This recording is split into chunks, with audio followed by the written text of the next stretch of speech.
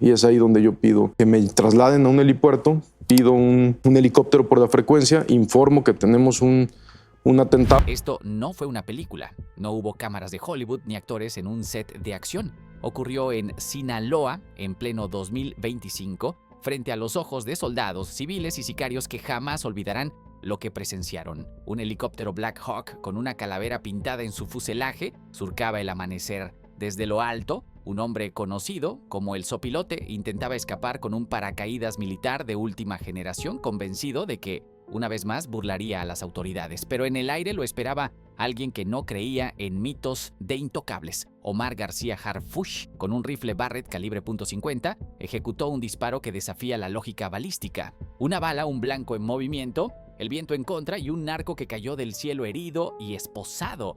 Pero este no es solo el relato de un disparo imposible. Es la historia de cómo una operación secreta llamada Fénix se convirtió en un símbolo de resistencia del Estado mexicano contra uno de los cárteles más poderosos del mundo. Durante años, su nombre circuló en susurros de radio y mensajes cifrados El Sopilote. No era solo un alias, era una reputación construida a pulso entre laderas, pistas clandestinas y cielos sin control. Jesús Rojas creció en los bordes de la sierra, donde la supervivencia exige oficio, paciencia y lealtades móviles. Aprendió a leer el viento como otros leen un mapa, y con ese talento convirtió el aire en su escondite y en su ruta de escape. Cuando la mayoría huía por brechas de tierra, él ascendía. Cuando todos se escondían en casas de seguridad, él trepaba a helicópteros, avionetas, drones o incluso globos aerostáticos. Su firma no era el ruido del motor, era la sensación de que se había ido antes de que alguien supiera que estaba allí. Con el tiempo dejó de ser un operador y se convirtió en un gestor de rutas. Trazó corredores de cocaína y fentanilo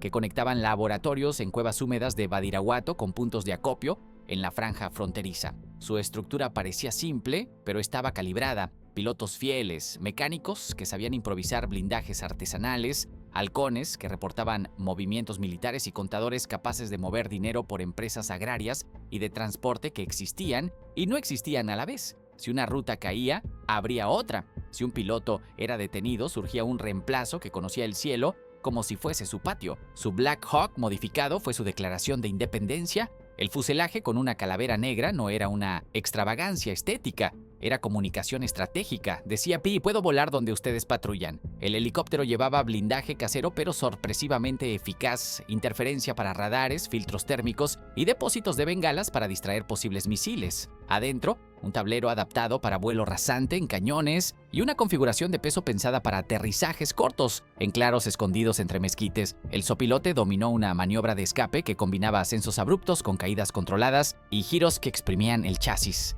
Esa rutina, repetida como rezo, le salvó la vida más de una vez. No todo era técnica aérea, su poder simbólico creció con cada humillación al Estado. Videos de helicópteros aterrizando en pistas improvisadas, audios de burlas en frecuencia abierta, fotos del Black Hawk con el amanecer de fondo. La estética del desafío se volvió marketing criminal. Jóvenes reclutados por la promesa de pertenecer a una leyenda que parecía flotar por encima de la justicia. En paralelo, su economía no descansaba. Compraba silencios, aseguraba combustible en sitios remotos, pagaba a pilotos retirados para entrenar a novatos y financiaba obras en comunidades donde una cancha, un techo nuevo o una caja de medicinas se convertían en murallas invisibles a los ojos de los forasteros. Sus errores, sin embargo, se acumulaban como grietas finas en un vidrio templado. La confianza excesiva en el Black Hawk y el círculo cada vez más cerrado de operadores lo volvió predecible en el patrón, aunque no en la ruta. Su dependencia del aire lo hacía veloz, pero también medible. Cada vez que bajaba a reabastecer, dejaba señales, cada vuelo repetía ciertos horarios, cada trayecto exigía una logística que,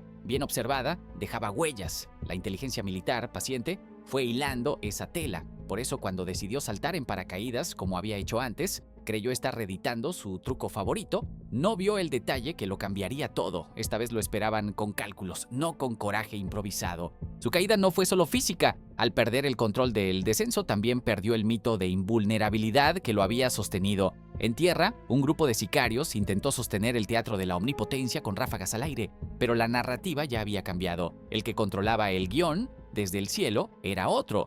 Y para entender por qué el aire dejó de ser refugio, hay que mirar la trayectoria del hombre que decidió cerrarle el cielo. Omar García no nació en el vacío, carga apellidos pesados, episodios históricos complejos y expectativas que podrían haberlo enterrado en la inercia burocrática. eligió otro camino. Estudió Derecho, se especializó en seguridad pública y se arrojó a una carrera donde el escritorio es un punto de paso, no un destino. Quienes lo conocen hablan de un estilo de mando frío, casi quirúrgico: escuchar primero, aislar el ruido, exigir evidencia y solo entonces moverse con contundencia. No idolatra el operativo espectacular, idolatra el operativo que funciona. El atentado de 2020 fue su rito de fuego. Una emboscada en Lomas de Chapultepec descargó la furia mecánica de más de 300 balas sobre su camioneta. Hubo muertos, hubo miedo, hubo sangre y hubo peritos recogiendo casquillos como si fueran restos de una tormenta metálica. Él salió con 3 heridas y un gesto que se volvió parte de su imagen pública: la mandíbula apretada de quien vuelve al trabajo antes de que el cuerpo termine de sanar. A partir de entonces cambió matices en su doctrina: menos exposición pública, más redes de inteligencia técnica, menos golpes al azar, más operaciones con reloj interno. Su formación fuera del país no fue turismo institucional. En Cuántico y con equipos de la DEA aprendió lo que en los manuales se llama inteligencia de patrones, la obsesión por detectar repeticiones, anomalías y ritmos. En el terreno lo adaptó a la realidad mexicana, donde el músculo importa, pero la anticipación decide.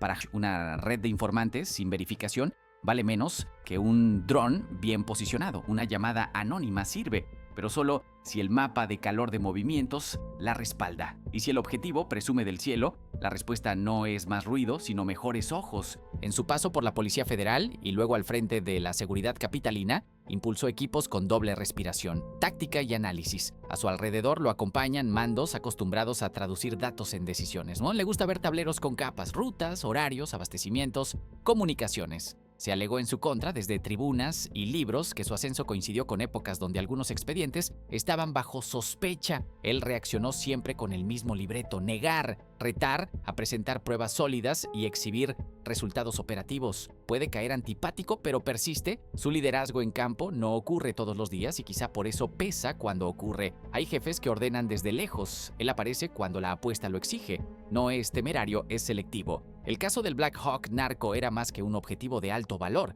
era una señal pública. El sopilote había hecho del aire un santuario y del símbolo una afrenta. Derribarlo, capturarlo vivo y desmontar su economía en horas no era solo seguridad, era reconquistar el relato. En el diseño de Operación Fénix impuso una disciplina que sus cercanos resumen en 3 verbos: medir, cerrar, cortar. Medir: entender los tiempos del objetivo, los combustibles, los proveedores, los vientos, los puntos de aterrizaje y rescate. Cerrar: limitar radios, poblar el cielo con ojos, drones, sensores, aeronaves y levantar muros móviles con helicópteros que obliguen a la maniobra deseada. Cortar: cuando el objetivo elige su truco, privarlo de él de forma limpia.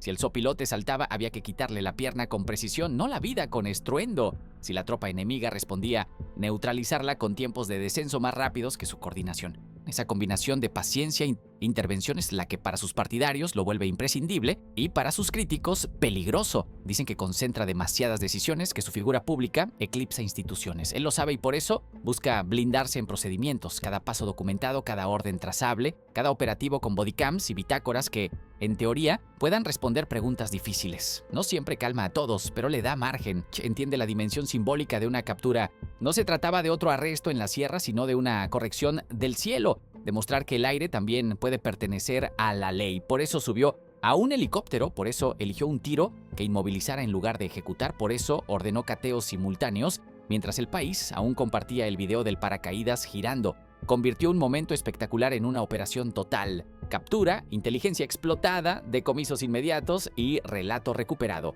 Pero ninguna doctrina se sostiene en el vacío. Lo que vino después probó que la estrategia estaba lista para la prueba definitiva, la persecución. La captura de El Sopilote no podía improvisarse. 8 meses antes del disparo, un reducido grupo de inteligencia de la Sedena había comenzado a hilar una red invisible alrededor de su helicóptero. Los informes lo describían como un fantasma aéreo imposible de seguir, pero los analistas sabían que hasta el mejor fugitivo comete errores, y los errores de El Sopilote eran 2: la confianza en su Black Hawk y la costumbre de volar con rutinas que tarde o temprano dejaban huella. En una sala de mando subterránea, pantallas proyectaban mapas topográficos, imágenes satelitales y patrones de vuelo que parecían aleatorios, pero que un algoritmo de la Guardia Nacional empezaba a conectar. Había rutas repetidas en los amaneceres, claros en la sierra que coincidían con reabastecimientos y comunicaciones encriptadas que, aunque no se descifraban por completo, delataban frecuencias de uso. Con cada pieza, el rompecabezas se cerraba. El punto de quiebre llegó cuando un informante filtró un mensaje en clave. El sopilote intentaría cruzar hacia Durango en la madrugada usando el Black Hawk blindado con bengalas de distracción. La señal fue verificada por 3 fuentes distintas y validada por satélites. Era el momento. Ese mismo día, en una reunión de alto nivel, Hutch escuchó la confirmación. No hubo discursos ni dudas, solo 3 palabras. Operación Fénix en marcha. La sala enmudeció, todos sabían lo que significaba. El nombre del plan no era casualidad, como el ave que renace del fuego. El Estado buscaba resurgir de cada derrota para dar un golpe que cambiara la narrativa de la guerra contra el narco. El operativo no solo se diseñó como una captura, sino como una demostración de precisión quirúrgica. Exigió que se integraran equipos mixtos, fuerzas especiales con fusiles M4 y granadas aturdidoras, analistas entrenados por la DEA, operadores de drones con cámaras térmicas y pilotos militares formados en combates aéreos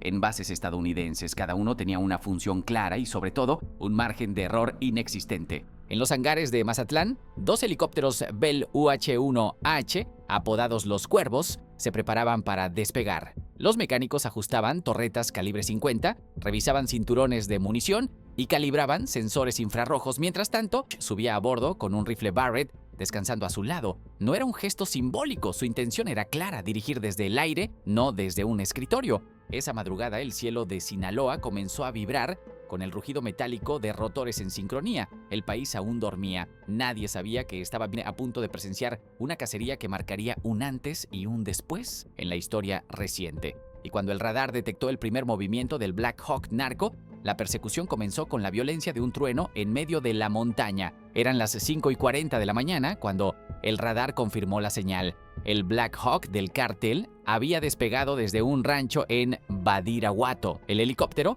pintado con una calavera negra, rozaba la copa de los árboles, volando a baja altura para evadir los radares. Su piloto, conocido como el Halcón, era un exmilitar renegado, experto en maniobras extremas, capaz de girar en espacios imposibles y usar los cañones de la sierra como escudos naturales. Los 2 Bell UH-1H de la Sedena iniciaron la persecución. Sus rotores cortaban el aire con un rugido que parecía anunciar tormenta. A bordo, los soldados permanecían en silencio con los nudillos blancos por la presión en sus armas. Nadie hablaba, todos esperaban la voz de que observaba las pantallas con la calma de un cirujano antes de una operación de alto riesgo. La persecución aérea se convirtió en un baile mortal sobre los picos de la sierra. El Black Hawk descendía bruscamente hacia cañones estrechos, se elevaba rozando las nubes, giraba en espiral y volvía a bajar, intentando despistar a sus perseguidores. Cada maniobra arrancaba chispas del fuselaje y vibraciones peligrosas en los rotores, pero los cuervos no se apartaban. Uno a la derecha, otro a la izquierda, formaban una pinza aérea que cerraba cualquier salida.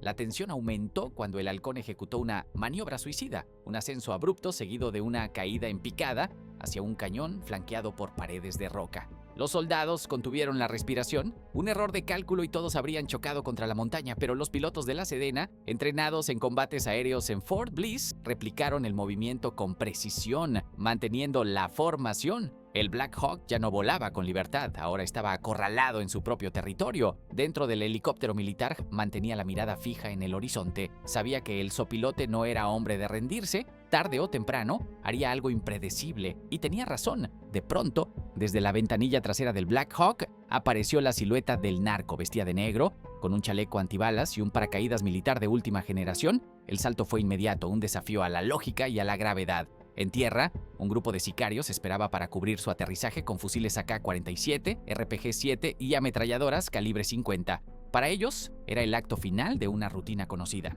El jefe bajaba del cielo y ellos lo protegían, pero ese día, el cielo no estaba del lado del narco, estaba del lado de un hombre que apuntaba desde las alturas calculando cada detalle. Lo que siguió sería recordado como un disparo imposible, una decisión que convirtió un mito criminal en un prisionero esposado. Cuando los radares confirmaron que el Black Hawk estaba acorralado, parecía que el sopilote no tenía salida. Cualquier otro piloto habría intentado aterrizar, rendirse o negociar. Pero Jesús Rojas nunca se había caracterizado por aceptar la derrota. La historia lo había convertido en un especialista en escapatorias imposibles y, una vez más, apostó todo a la única carta que siempre le había funcionado: el aire como refugio. Desde la ventanilla trasera del helicóptero emergió su figura. Vestía un traje táctico negro, un chaleco antibalas reforzado con placas y a la espalda un paracaídas militar de última generación. El salto fue un acto de soberbia, tanto como de cálculo. Mientras el helicóptero vibraba bajo la presión de los disparos de advertencia, el zopilote se lanzó al vacío con la confianza de un hombre que se creía dueño de su destino. A 300 metros de altura, el paracaídas se desplegó con un chasquido seco que resonó como un desafío. La silueta del narco descendía lentamente, flotando como un ave carroñera en un amanecer teñido de naranja y humo. Para sus hombres en tierra, aquella visión era casi un ritual. Una vez más, su jefe bajaba del cielo y ellos estaban listos para protegerlo. En el claro preparado para la extracción lo esperaban más de 20 sicarios armados hasta los dientes. Había fusiles AK-47 con cargadores extendidos, rifles Barrett calibre 50, montados en camionetas blindadas artesanalmente, y al menos 2 lanzacohetes RPG-7 apuntando al aire. Cada uno sabía que su tarea no era disparar al enemigo, sino cubrir la llegada de el zopilote a tierra. Creían que aquel descenso era otra humillación más para el Estado mexicano, una muestra de que no importaban los helicópteros militares ni los drones. Él siempre caía de pie. Lo que ignoraban era que esa mañana alguien observaba desde el aire con una calma distinta. No veía un salto audaz, veía un blanco oscilante en medio del viento, un objetivo que por primera vez en años estaba expuesto y sin control. Y en ese instante, cuando todos pensaban que el cielo salvaría al narco, un disparo cambió la historia para siempre. El viento golpeaba con furia la puerta abierta del helicóptero militar. La tensión era tan densa que los soldados apenas respiraban. Sujeto con un arnés de combate, se arrodilló con el Barrett calibre 50 en las manos, 13 kilos de acero. Una bestia diseñada para perforar blindajes a más de 2 kilómetros. Ahora esa arma apuntaba a un hombre colgando de un paracaídas, balanceándose como péndulo entre ráfagas de aire. Cada variable era un obstáculo: la oscilación del paracaídas, el viento lateral de 15 kilómetros por hora, la velocidad de descenso y la distancia cambiante. Un error no solo significaba fallar, significaba alertar a los sicarios en tierra, dar tiempo para que activaran su plan de escape y perder la oportunidad que había costado 8 meses de preparación. El silencio dentro del helicóptero era absoluto. Los soldados observaban a su comandante con los nudillos blancos de tanto apretar el fusil. No temblaba. Su respiración era controlada, sus ojos fijos en la mira telescópica. Calculaba mentalmente cada variable como si fueran piezas de un tablero. De pronto apretó el gatillo.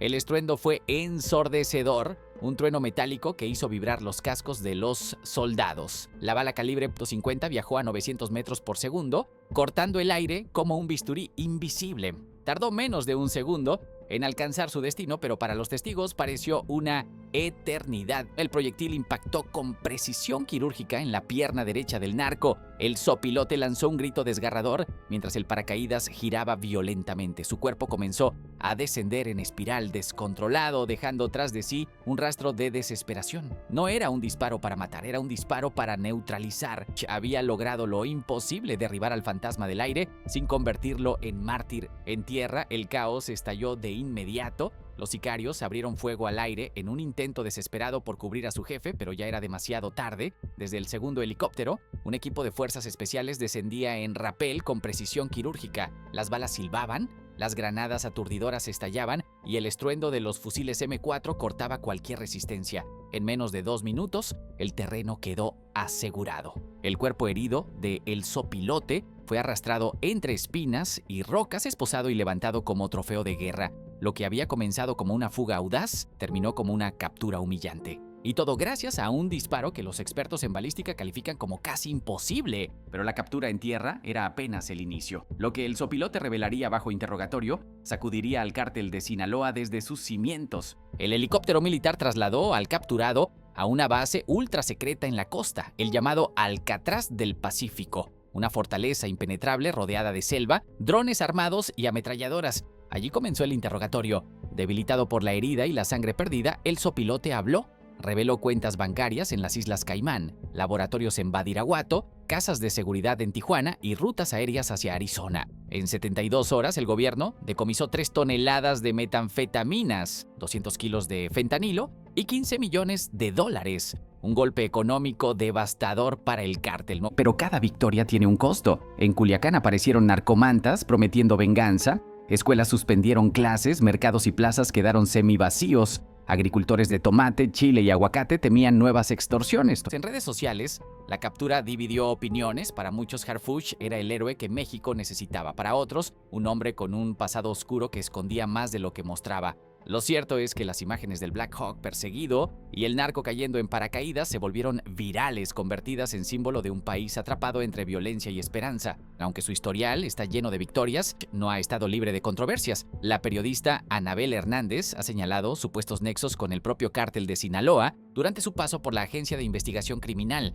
Acusaciones de sobornos y operaciones turbias lo persiguen, aunque nunca se han probado con evidencias sólidas. Él responde con hechos, capturas de alto perfil, decomisos millonarios y un récord de sobreviviente en una guerra que se ha llevado a miles de vidas. Para sus seguidores eso basta, para sus críticos las dudas persisten. La caída de El Sopilote fue un golpe histórico, pero la guerra está lejos de concluir. El cártel de Sinaloa sigue dividido entre los Chapitos y el Mayo Zambada, y los enfrentamientos dejan cientos de muertos cada mes. México vive atrapado en un ciclo interminable. Cada captura trae celebraciones y al mismo tiempo venganzas. En los pueblos de la sierra, madres abrazan a sus hijos con miedo. En Mazatlán, pescadores miran al cielo preguntándose si algún día llegará la paz. Y en la Ciudad de México, ojea el próximo expediente, porque mientras el narco respire, la cacería continúa. La Operación Fénix no fue solo una misión exitosa, fue un mensaje. El Estado mexicano todavía puede golpear con precisión quirúrgica cuando decide hacerlo. El disparo imposible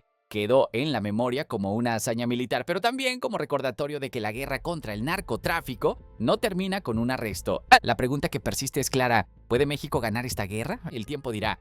Pero una cosa es segura, con Harfuch al frente, los cielos ya no son refugio para nadie.